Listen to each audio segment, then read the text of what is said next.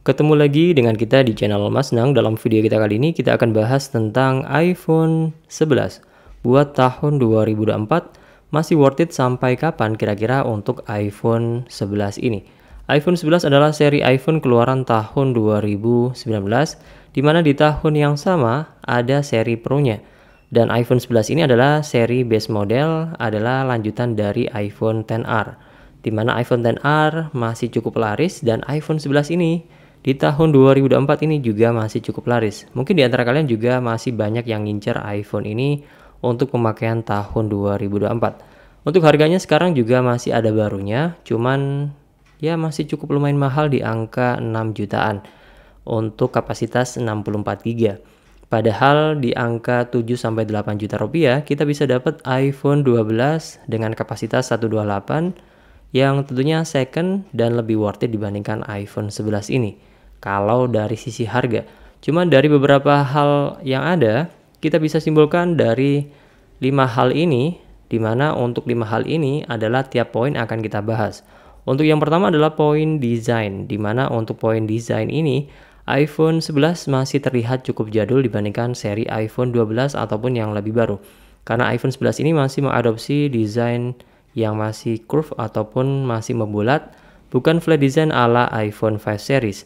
Dan juga dari sisi kualitas layar, ini masih menggunakan layar tipe Liquid Retina IPS LCD atau layar LCD IPS. Memang keuntungannya untuk konsumsi daya pastinya lebih rendah, lebih hemat daya, tetapi secara kualitas layar, secara resolusi ini masih di bawah layar iPhone 12 ataupun bahkan iPhone 12 mini. Meskipun seperti itu, keuntungannya juga selain hemat daya, tentunya hemat biaya juga kalau memang ada kerusakan dari sisi layar LCD iPhone 11 ini, yang tentunya lebih murah dibandingkan layar berpanel OLED layaknya iPhone 12 series ataupun yang lebih baru. Kemudian masuk ke poin yang kedua adalah dari segi performanya, di mana iPhone 11 ini secara performa menggunakan chipset Apple A13 Bionic yang sama seperti halnya pada seri iPhone SE generasi yang kedua, menggunakan CPU Hexa-core dan juga Apple GPU 4-core graphics dengan dukungan RAM 4GB untuk pekerjaan multitasking.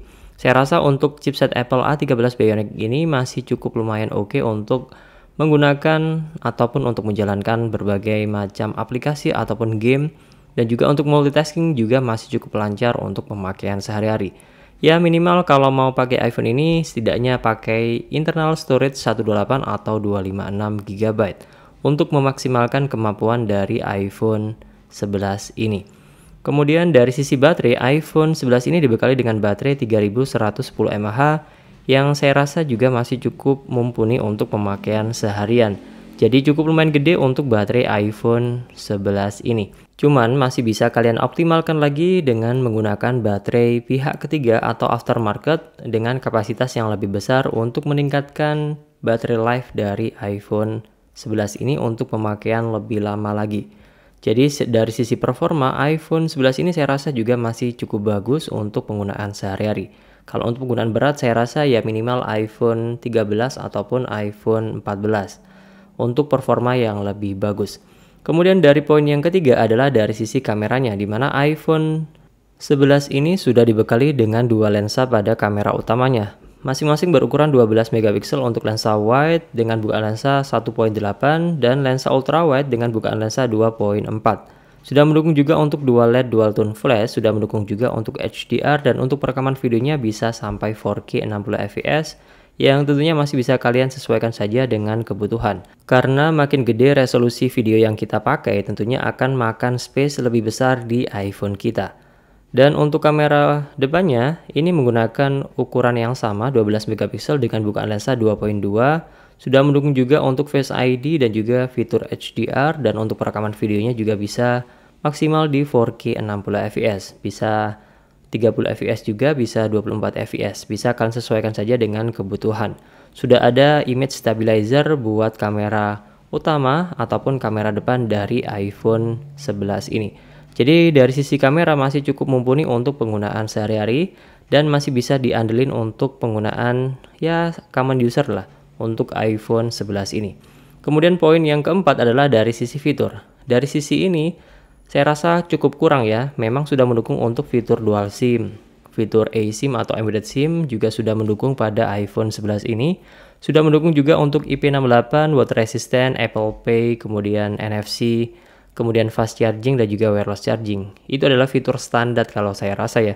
Untuk fitur lainnya juga nggak ada yang bisa diandelin dari iPhone 11 ini. Dan juga untuk jaringan 5G pada iPhone 11 series termasuk iPhone 11 biasa, 11 Pro, 11 Pro Max belum mendukung untuk jaringan 5G.